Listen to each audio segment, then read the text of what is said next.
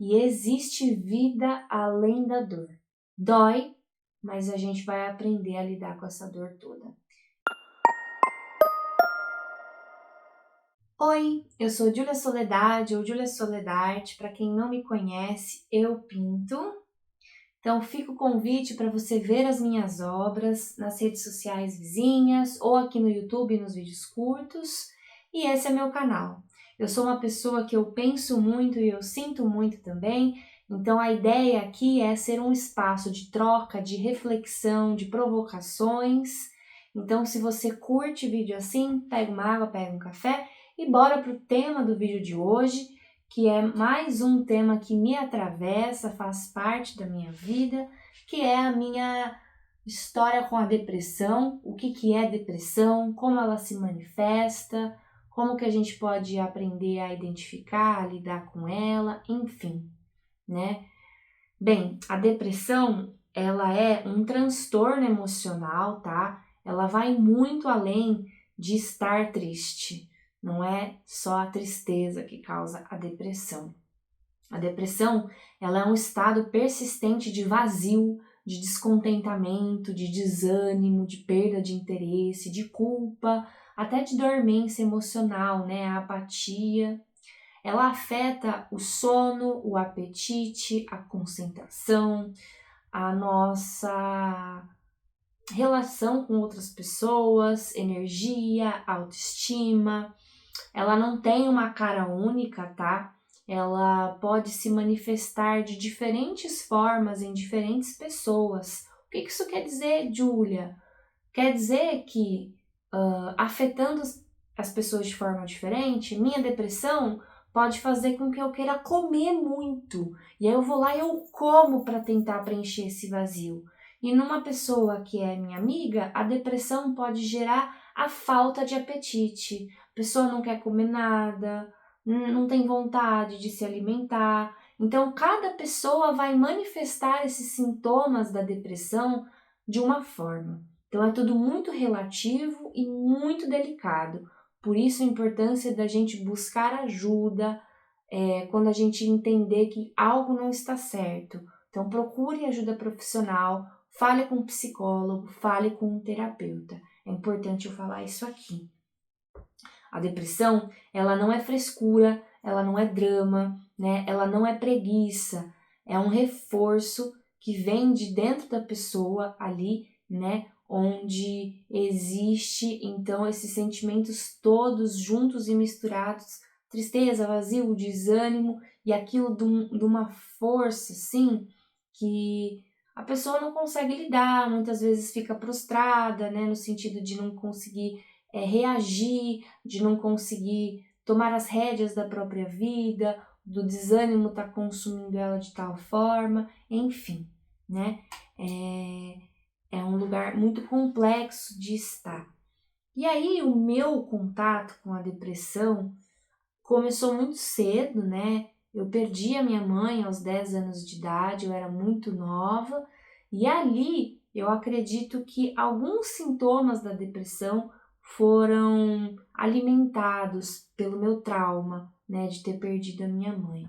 Aquilo foi abrindo um buraco dentro de mim, que foi se transformando numa insatisfação crônica, numa tristeza, né? Somou bastante com minhas questões de autoestima, de alimentação também. Então, eu descontava em comida e isso me gerou uma obesidade, e aí isso me deixou ainda mais triste, porque eu não gostava de mim, não gostava do meu corpo, tinha muitas questões. E aí você percebe o quanto que esse estado depressivo vai crescendo e vai te dominando e vai te espalhando até o momento em que eu perdi a vontade de existir, né? E aí eu lembro que eu tava numa situação já assim, que eu não sabia mais o que fazer comigo, e eu fui procurar ajuda. Falei, olha, eu não tenho mais o que fazer, para onde correr. Ou eu me ajudo ou eu me ajudo, né? Foi basicamente isso. Então, nessa busca por ajuda, eu vivi, logicamente, muitos altos e baixos, porque A depressão, ela não tem uma cura, né? Ela é um estado emocional. Não existe um remédio para te curar da depressão. Ela às vezes pode ir e vir. Tem dias que ela pode estar super presente e você pode passar dias sem os sintomas da depressão, né? É muito complexo.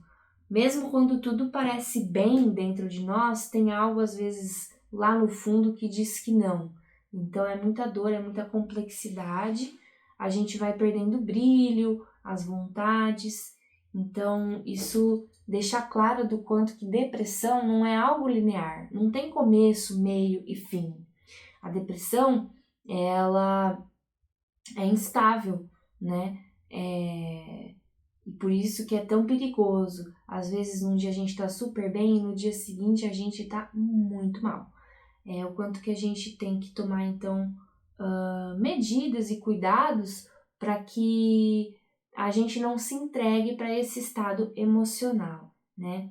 Enfim, do meu relato, o que eu posso dizer também é que tanto a ansiedade quanto a depressão, elas andaram muito próximas, porque com o tempo eu percebi que a minha ansiedade era uma reação à depressão.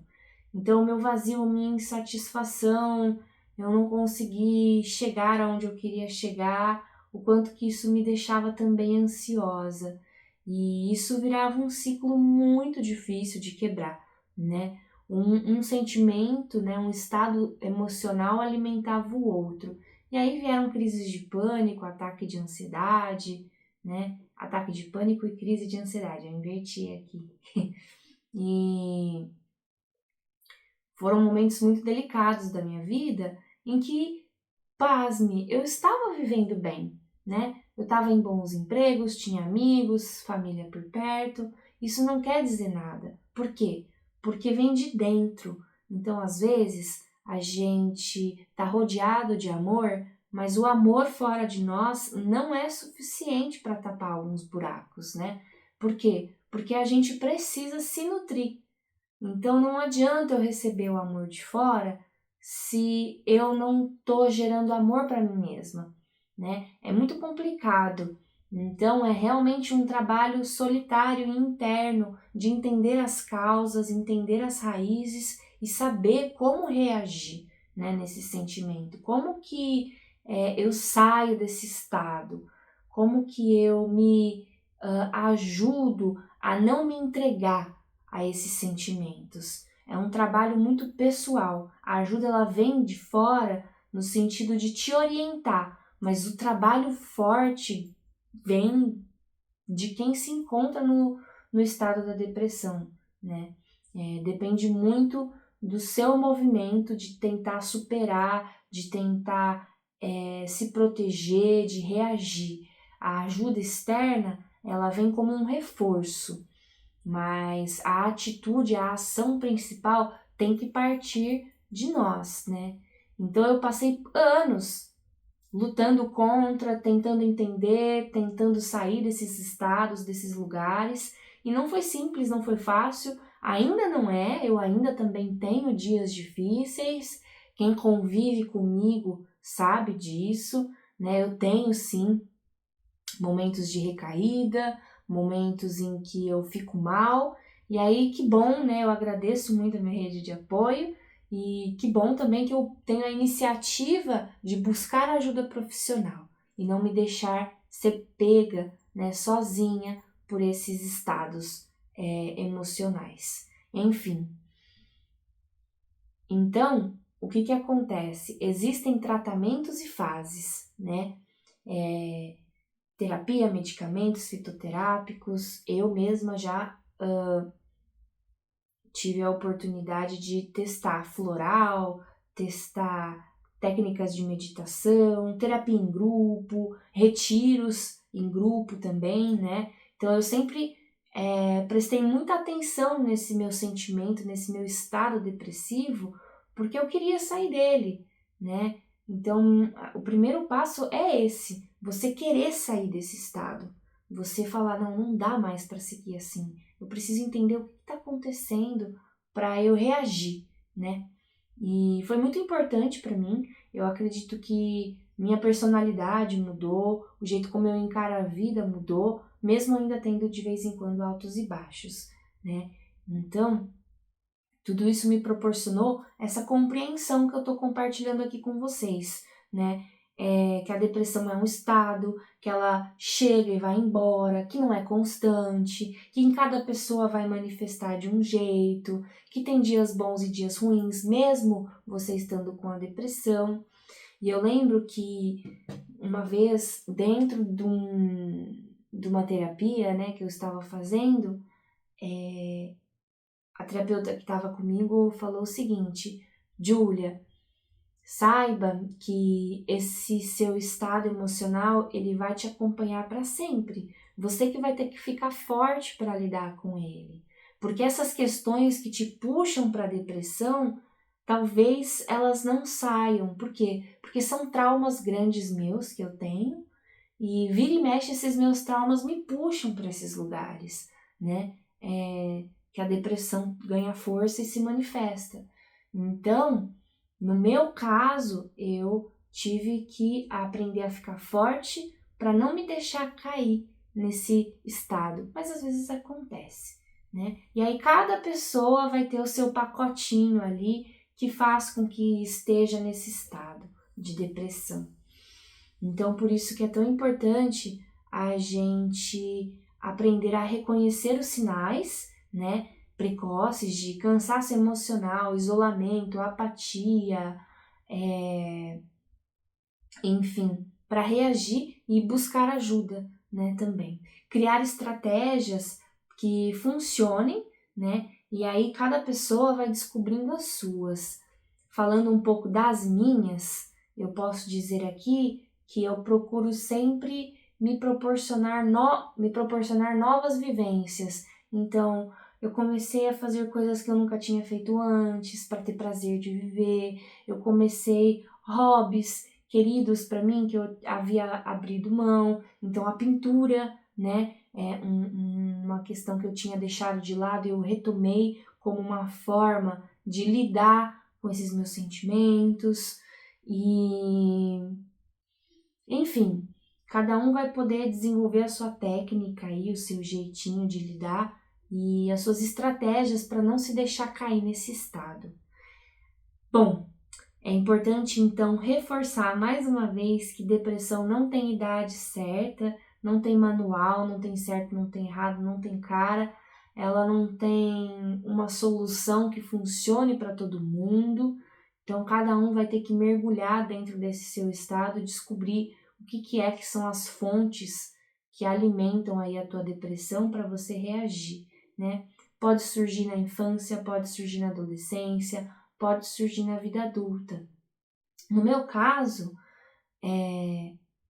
começou na infância, né? Na infância, passou toda a minha pré-adolescência, o começo da minha vida adulta, e eu diria que eu estou estável tem 1 ano. 1 ano e pouquinho que eu estou numa estabilidade boa, tá? Então, dos 10 anos de idade até os meus 31 anos, eu convivi com a depressão e de um jeito assim muito destrutivo. E é óbvio que eu tive momentos muito felizes, vivi muita coisa legal, muito bacana, mas a depressão estava comigo e a ansiedade também estava. Eu diria que faz 1 ano e pouquinho que eu tô bem de ambas, né? Tanto a depressão quanto a ansiedade. E não foi fácil. E eu sei que eu tenho que me cuidar para não me deixar ser abalada por esses sentimentos de novo, né? E é muito complicado.